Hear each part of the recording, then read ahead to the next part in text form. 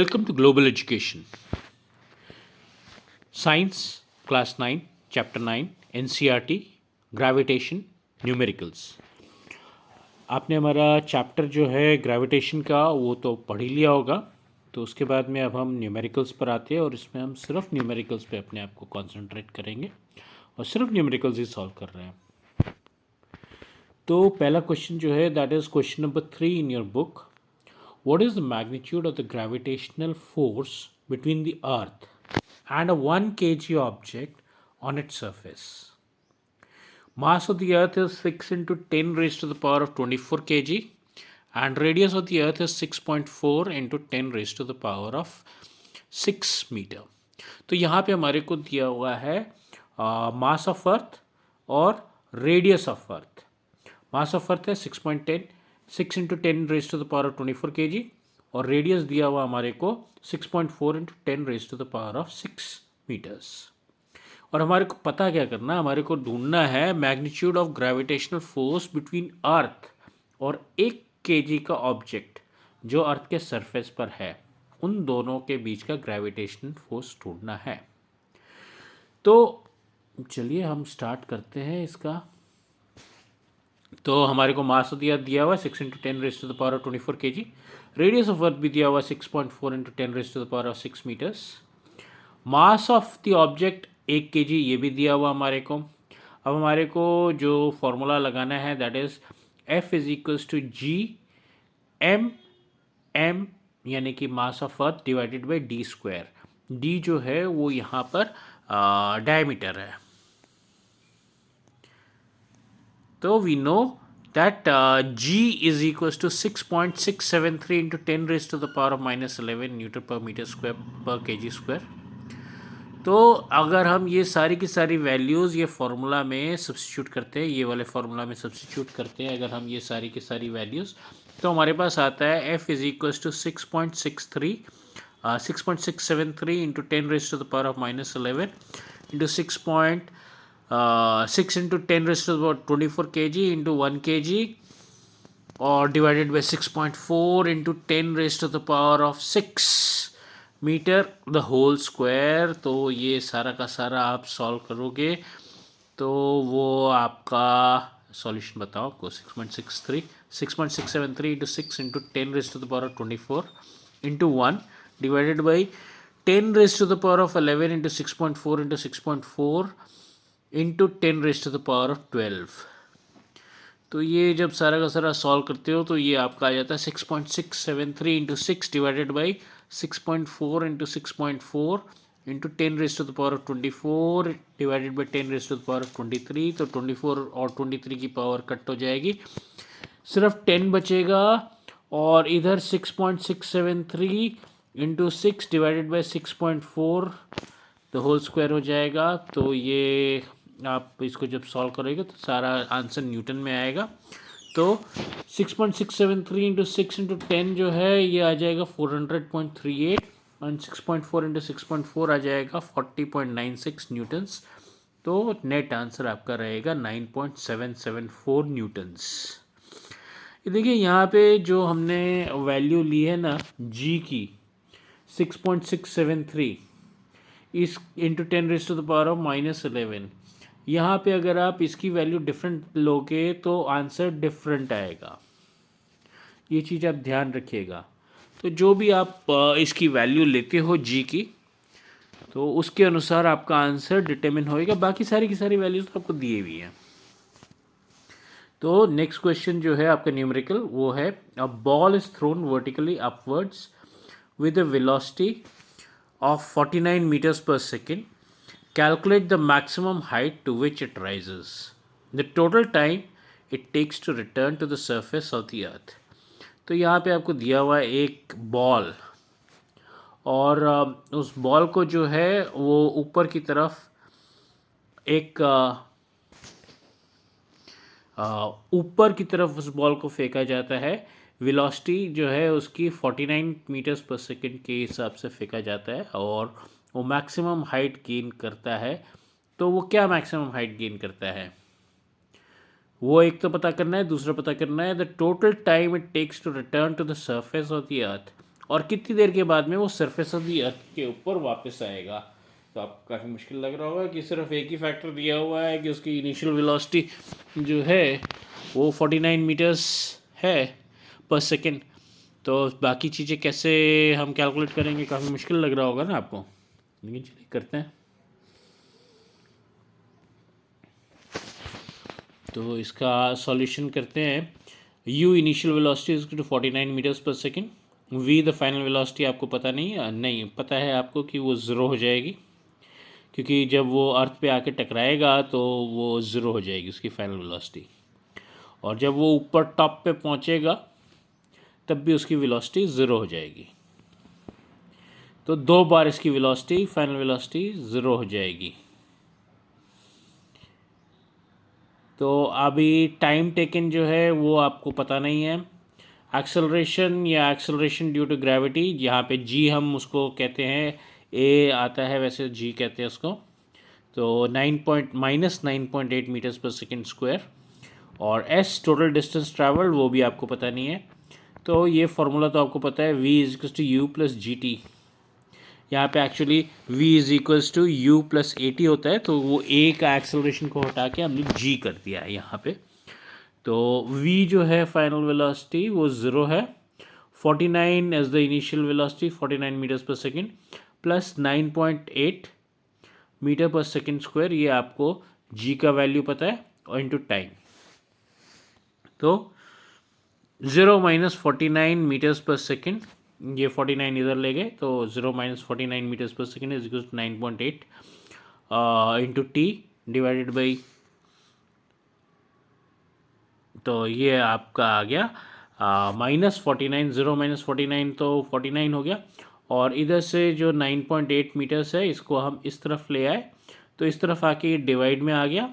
तो 49 डिवाइड में 9.8 negative 49 divide में 9.8 is equals to 5 seconds is the time.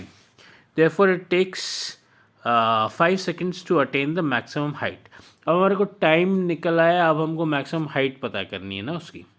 तो s is equals to u t plus half g t square, ये formula अब हम use करेंगे। इसमें अगेन a जो आपका मोशन का फार्मूला था उसमें यहाँ पे a आ रहा था, a को रिप्लेस करके हमने g कर दिया है, एक्सेलरेशन को रिप्लेस कर दिया है g, यानी कि एक्सेलरेशन ड्यू टू ग्रेविटी से। तो अगेन अब हम एस को डिटरमिन करने के लिए इसमें फिगर्स पुट करेंगे। तो 49 metres per second into 5 seconds plus half into 9.8 metres into 5 square, तो ये आपका आ जाता है 245 plus half into 9.8 into 25 seconds, तो ये आपका आ जाता है 245 प्लस हाफ इंटू 245 मीटर, तो ये आपका आ जाता है 245 माइनस 122.5, तो वो जब माइनस कर देंगे आप तो 122.5 मीटर्स आएगा, ये आपका डिस्टेंस होता है। So the maximum height to which it rises is 122.5 and the total time it takes to return to the surface of the earth is 5 seconds up 5 seconds down, यानी कि टोटल 10 सेकेंड्स। ये 10 जो है overwrite हो गया, इसके लिए आप इसको 10 पढ़िएगा, 10 सेकेंड्स है यहाँ पर, ठीक है। फिर आता है a stone is release from the top of a tower, ये क्वेश्चन नंबर 14 है। A stone is release from the top of tower of height 19.6 metres, calculate its final velocity just before touching the ground. तो initial velocity हमको दिया हुआ है, नहीं दिया हुआ, इनिशियल वेलोसिटी जो है वो ज़ीरो है, ये ऊपर से छोड़ा जाता है, जब ऊपर से छोड़ा जाता है तो ज़ीरो की वेलोसिटी से छोड़ा गया ऊपर से, और टाइम जो है वो हमारे को दिया हुआ नहीं है, तो t is an unknown factor. s जो है टोटल डिस्टेंस ऊपर से लेके नीचे तक 19.6 मीटर्स, वो हमारे को दिया हुआ है। a यानी कि यहाँ पे gravity, acceleration due to gravity, वो आपको पता है 9.8 metres per second square. v final velocity हमको पता नहीं है, वही तो ढूंढनी थे हमको। तो अभी हम फॉर्मूला यूज़ करेंगे, v square is equal to u square plus 2 g, तो यहाँ पर ये फॉर्मूला में हमने चीज़ें डाल दी।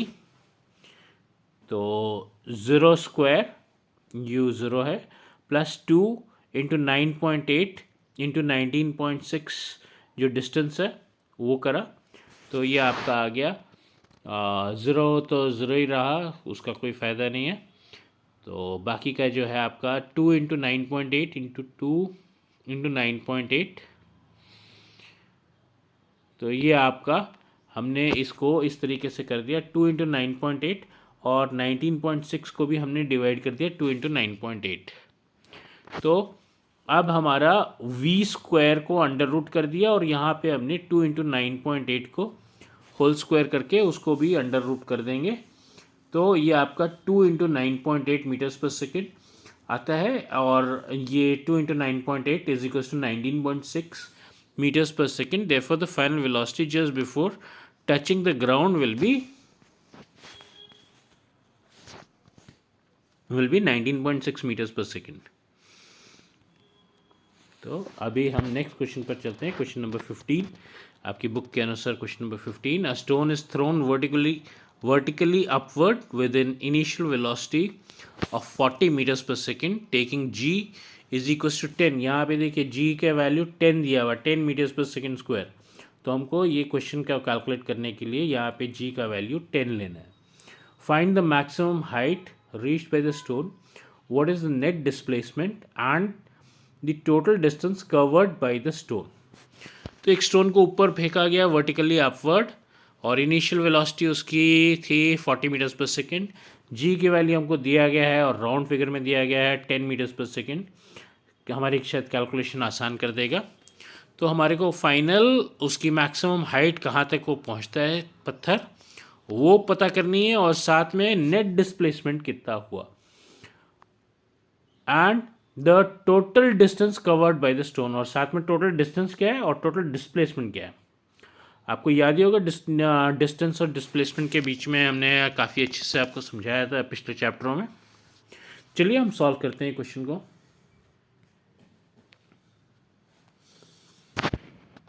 तो initial velocity 40 metres per second, time taken is t जो हमको पता नहीं है, s डिस्टेंस पता नहीं है अगेन, एक्सेलरेशन यानी कि acceleration due to gravity g is equals to 10 metres per second जो हमारे को दिया गया है कि इसके साथ हम कैलकुलेट करेंगे। v is the final velocity at maximum height 0 रहेगी, तो v square minus is equals to u square minus 2gs। तो v square is equals to 0 square is equals to 40 metres per second का square minus 2 into 10 into s, तो ये आ जाता है 0 square plus s20 is equals to 40 into 40। तो ये s की वैल्यू आ जाती है 40 इंटू 40 के डिवीजन में ले जाएंगे इसको 20 को, तो 40/40 divide by 20 is equals to 80 meters. तो therefore the maximum height reached by the stone is 80 meters. The total distance covered by the stone is 80 ऊपर जाने का, 80 नीचे जाने का, तो 160 मीटर्स। और टोटल डिस्प्लेसमेंट जो है वो तो बेचारी ज़ीरो की ज़ीरो ही रह जाएगी, क्योंकि जहाँ से स्टार्ट किया वहीं पे वापस आ रहा है, और डिस्प्लेसमेंट इज 0। याद है ना डिस्प्लेसमेंट और डिस्टेंस। चलिए question number 16, calculate the force of gravitation between the earth and the sun. Given that the mass of the earth is equals to 6 into 10 raised to the power of 24 kg and of the sun 2 into 10 raised to the power of 30 kg, the average distance between the two is 1.5 into 10 raised to the power of 11 meters. तो यहाँ पे हमारे को force of gravitation पता करनी है सन और अर्थ के बीच में। क्या ग्रेविटी से दोनों एक, मतलब सन डेफिनेटली सन भारी है तो सन ही अट्रैक्ट करेगा ना अर्थ को, और सन के इर्द गिर्द सारे प्लैनेट्स घूम रहे तो सन ही अट्रैक्ट कर रहा है। तो किस ग्रेविटेशन फोर्स से सन अट्रैक्ट कर रहा है अर्थ को, और उसका हमारे को मास दिया हुआ है सन का और अर्थ का, और दोनों का एवरेज डिस्टेंस जो है वो भी हमको दिया हुआ है। तो चलिए हम सॉल्व करते हैं क्वेश्चन को। तो चलिए सॉल्व करते हैं। Answer 16, mass of the sun is equals to M S छोटा डाला हुआ है हमने ये सन को डिपिक्ट करने के लिए, और अर्थ के केस में एम ई रखा हुआ है, छोटा ई अर्थ को डिपिक्ट करने के लिए। तो M S is equals to 2 into 10 raise to the power of 30 kg, and mass of the earth M E is equals to 6 into 10 raise to the power of 24 kg। Gravitational constant G is equals to 6.67 into 10 raise to the power of -11 newton metre square per kg square, और average distance R is equals to 1.5 into 10 raise to the power of 11 metres. तो formula जो हम use करेंगे वो है F is equals to G M S into M E divided by D square. तो ये आपका 6.67 into 10 raise to the power of -11 into 2 into 10 raise to the power of 30 into 6 into 10 raise to the power of 24 divide by 1.5 into 10 raise to the power of 11 the whole square. तो ये जब आप इसको पूरा करोगे multiply और divide, तो आपके पास आंसर आ जाएगा 3.56 into 10 raise to the power of 22 newtons. तो ये आपका आ गया answer. Next question is question number 17।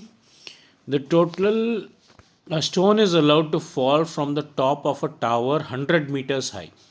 100 metre ऊंचा टावर है, उससे एक स्टोन को नीचे फेंका जाता है, and at the same time, और उसी टाइम पर नीचे से एक स्टोन को, and at the same time another stone is projected vertically upward from the ground with a velocity of 25 meters per second. Calculate when and where the two stones will meet.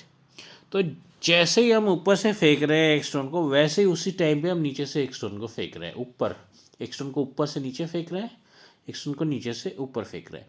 जो tower जिससे हम फेंक रहे हैं ऊपर से, वो 100 metres high है, और जो हम अपवर्ड स्टोन फेंक रहे हैं वो 25 मीटर्स पर सेकेंड की वेलोसिटी से फेंक रहे हैं।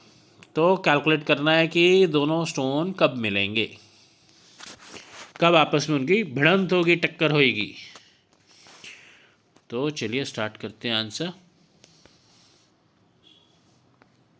एक स्टोन जो हमने ऊपर से नीचे फेंका, टॉप ऑफ द टावर से नीचे फेंका, तो initial velocity u is equals to 0, distance travelled s is equals to x हमने एज्यूम कर लिया, time taken t, and acceleration due to gravity is 10 metres per second हमने आसान सी ले ली, इसमें मुश्किल नहीं दिया कुछ भी। तो s is equals to u t into half g t square. तो s का वैल्यू हमने x लिया था, तो यहाँ पे x रख दिया, u का 0 था, t कुछ भी हो तो 0 हो गया, वो 0 into t is equals to 0 plus half g t square is equals to g का वैल्यू हमने 10 लिया था आसान सा, तो x की वैल्यू जो है वो आ जाती है हाफ इंटू 10, तो हाफ इंटू 10 5t स्क्वायर हो गया, तो x is equals to t square. Stone is thrown upward, अब जो नीचे से ऊपर की तरफ स्टोन हमने फेंका उसकी initial velocity 25 metres per second थी, u is equals to 25 metres per second. Distance travelled, अब वो नीचे से ऊपर वाला जब उसकी भिड़ंत होगी तब वहाँ तक ही जाएगा ना जहाँ पे उसकी और ऊपर वाले स्टोन की टक्कर होगी, तो 100 माइनस x मीटर, तो अब वो कितना दूर ऊपर जा रहा है वो x हमने ले लिया हुआ है, तो 100 माइनस x मीटर पे उसकी भिड़ंत हो जानी है। तो s is equals to u t minus half g t square, यही फॉर्मूला हमने लेते हैं। अब 100 माइनस एक्स है, यहाँ पे डिस्टेंस 100 माइनस एक्स है, पिछले वाले में डिस्टेंस x था, यहाँ पे डिस्टेंस 100 माइनस एक्स है, तो u t is equals to 25t minus half t 10 into t square is equals to 100 minus 25, ये 100 को हम इस तरफ ले गए, बल्कि हम x को उस तरफ ले गए और बाकी सारी चीज़ों को इस तरफ ले आए, इस तरीके से आप समझिए, क्योंकि फिर x जो पहले नेगेटिव में था वो पॉजिटिव में हमने करा है, तो x को हम दूसरी तरफ लेके गए और बाकी सारी चीज़ों को इस तरफ ले आए। तो x is equal to 100 minus 25t plus 5t square, ये हमारी एक और इक्वेशन आ गई। अब हमने t स्क्वायर की वैल्यू जो थी, जो हमने पहले वैल्यू कैलकुलेट करी थी x की, x is equals to 5t²। अब ये वैल्यू हम इस इक्वेशन में, इक्वेशन 2 में सब्स्टिट्यूट कर देते हैं। तो इक्वेशन 2 में जब हमने ये वैल्यू सब्स्टिट्यूट करी तो 5t², x की वैल्यू सब्स्टिट्यूट कर दी ना, तो 5t² is to 100 minus 25t plus 5t²। अब 25t plus 5t² minus 5t² is equals to 100। तो 25t is equals to 100, t is equals to 4 seconds. अब टाइम टेकन कोलिजन होने का time जो है वो 4 सेकेंड्स आ गया है। अब इसको हम 4 सेकेंड्स को जब हम इस इक्वेशन में ये जो हमने वैल्यू ढूंढ के रखी हुई थी कि x is equals to 5t² जिसको हमने 1 नंबर दिया था, अब हम वहाँ पे 4 की वैल्यू उसमें x में डालते हैं, तो ये आपका आ जाता है x is equals to 5t² यानी कि 4², तो वो 80 मीटर्स आ गया। x is equals to 80 metres. Therefore जो दो पत्थर है, एक ऊपर से फेंका हुआ और एक नीचे से ऊपर की तरफ फेंका हुआ, वो 4 सेकंड के बाद में मीट करेंगे। और the following stones would have covered a height of 8 metre, जो 80 मीटर सॉरी, जो ऊपर से नीचे गिरेगा स्टोन वो 80 मीटर्स की हाइट ले लेगा, 80 मीटर्स आ जाएगा। और जो नीचे से स्टोन फेंका हुआ है वो 100 minus 80 is equal to 20 metres. तो ये आपका ये क्वेश्चन का सॉल्यूशन हो गया, क्वेश्चन नंबर 17 जो था। अब हम आते हैं क्वेश्चन नंबर 18।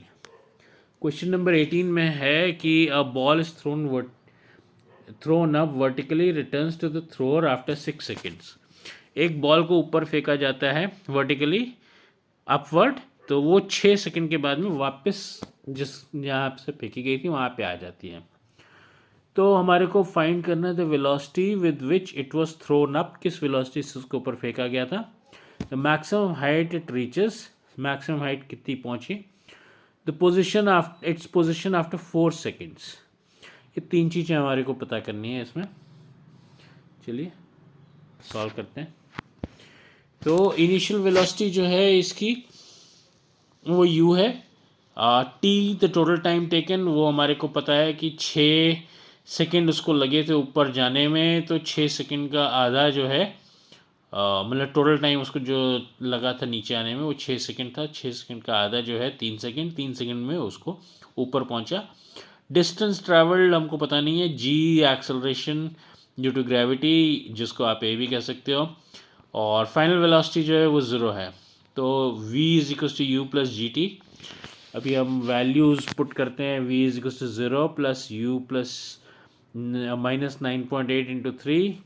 तो इसको जब हम सॉल्व करते हैं तो आपका आता है u प्लस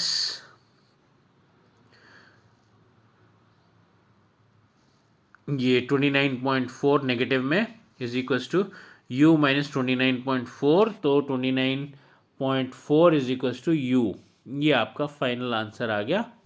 u का वैल्यू मतलब इनिशियल वेलोसिटी जो थी उसकी वो 29.4 थी। Therefore the ball was thrown with the velocity of 29.4 metres per second. ये आपका एक हो गया। फिर अब हम फॉर्मूला यूज़ करते हैं s is equals to u t plus half g t square. अब u की वैल्यू हमने निकाल ली है कि 29.4 इंटू और t की वैल्यू 3 है, तो 29.4 into 3 plus half into minus 9.8 3 square, तो 88.2 plus minus. Therefore the ball reaches the maximum height of 44.1 metres. अब हम नोट हमने डाला हुआ है the ball reaches its maximum height of 44.1 meters in 3 seconds and starts falling down. So for next 1 second it will be in free fall. हमारे को 4 second का ढूंढना है ना कि 4 सेकंड के बाद में बॉल कहाँ पर होएगी, उसकी क्या पोजीशन रहेगी। 3 सेकंड तो ऊपर जाने में लगा दिया बॉल ने। अब ऊपर जाके उसकी जब मैक्सिमम हाइट 44.1 मीटर्स पे जब वो पहुंची तो उसकी वेलोसिटी 0 हो गई। वहाँ से अब फ्री फॉल करके नीचे आएगी उसी जगह पे जहाँ से उसने स्टार्ट किया था। तो अब अगले 1 सेकंड में वो कितना डिस्टेंस ट्रैवल करेगी, तो वो 1 मिनट में कितना डिस्टेंस, u अभी 0 हो गया इनिशियल वेलोसिटी और t जो है 1 सेकंड के अंदर हमको पता करना है। तो एस एच को हमको पता करना है is equal to u t plus half g t square. तो h is equals to 0 into t plus half minus 9.8 और t इज़ 1 सेकेंड। तो 0 माइनस 4.9 मीटर्स, ये आपका वो हो जाता है कि 4.9।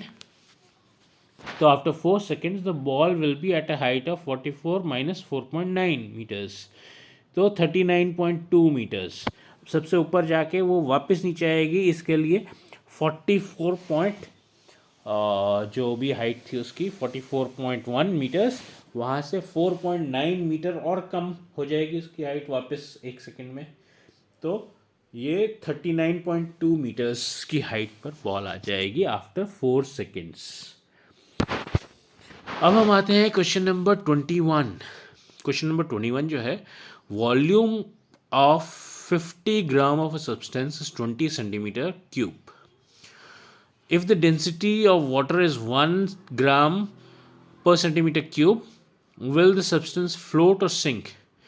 भैया इसने दे दिया हमारे को कि 50 ग्राम का वॉल्यूम का एक सब्सटेंस है जो 20 सेंटीमीटर क्यूब की वॉल्यूम है उसकी, और डेंसिटी ऑफ वाटर 1 ग्राम है। अब ये फ्लोट करेगा कि सिंक करेगा? बहुत अच्छा क्वेश्चन है, तो इसको चलिए सॉल्व करते हैं। मास ऑफ द सब्सटेंसेस 50 ग्राम्स, ये हमारे को दिया हुआ है। Volume of the substances 20 cubic centimetre. Density of water is 1 gram per centimetre cube.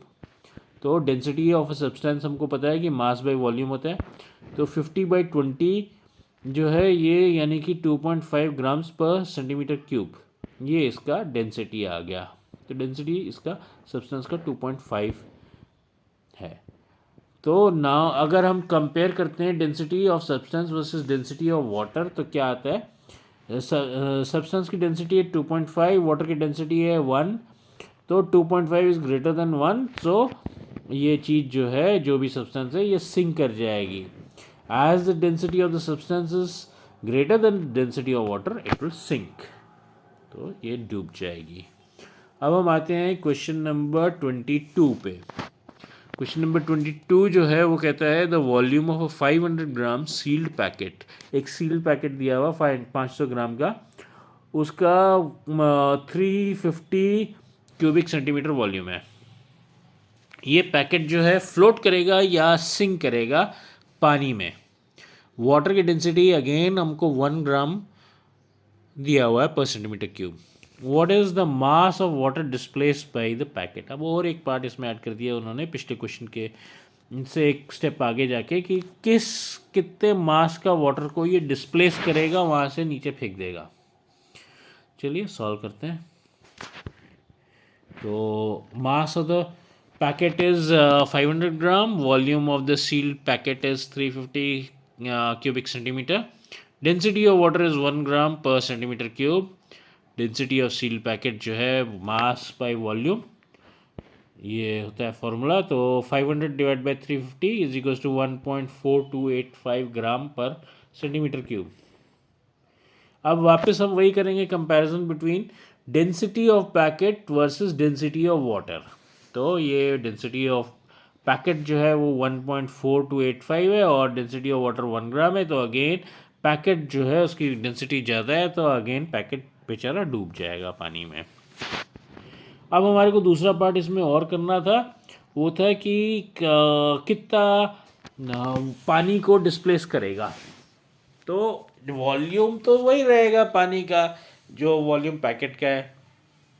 Packet अपने वॉल्यूम से ज़्यादा पानी तो डिस्प्लेस नहीं करेगा, तो जितना पैकेट का वॉल्यूम है उतना ही पानी डिस्प्लेस करेगा। पैकेट का वॉल्यूम जो था वो था आपका 350 क्यूबिक सेंटीमीटर। अब डेंसिटी आपको पता ही है कि मास डिवाइड बाय वॉल्यूम होता है, तो mass is equal to density into volume. इसको जब क्रॉस मल्टीप्लाई करेंगे तो आपको मास निकालना है, तो mass is equal to density into volume. अब वाटर मास जो है is equal to 1 gram into 350, तो ये 350 ग्राम हो गया। Therefore, the mass of water displaced by the sealed packet is equal to 350 gram. Simple है ना सॉल्यूशन? तो ठीक है, अभी ये लास्ट क्वेश्चन ही था। चलिए गुड बाय। जब तक हम नेक्स्ट चैप्टर में मिलते हैं तब तक के लिए see you and wish you all the best. Okay.